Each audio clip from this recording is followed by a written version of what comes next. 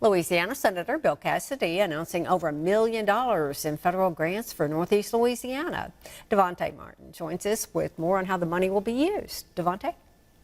Yes, Jennifer, West Monroe, Marion, and Waterproof all are receiving large grants to improve their sewer systems. It's an area that has some old aging infrastructure, but we are seeing a lot of growth in the area. And so, again, repairs and capacity were needed. Multiple Northeast Louisiana cities and towns are receiving major federal grants from Delta Regional Authority to upgrade their sewer infrastructure. West Monroe is getting $509,000 to update sewers downtown. West Monroe Mayor Stacy Mitchell detailed some of the upgrades. It's an area that has some old aging infrastructure, but we are seeing a lot of growth in the area.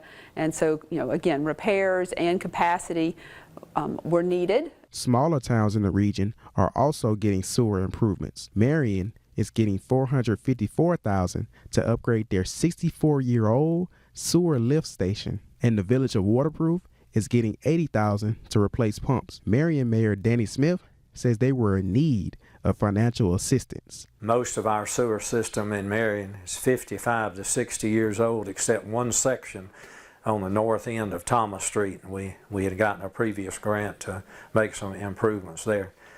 So we're definitely a place that needed some extra money to help. Ouachita Parish is also set to receive $375,000 for an emergency operations center renovation project. And Ochsner LSU Health Monroe is getting $304,000 to install a new electrical distribution system.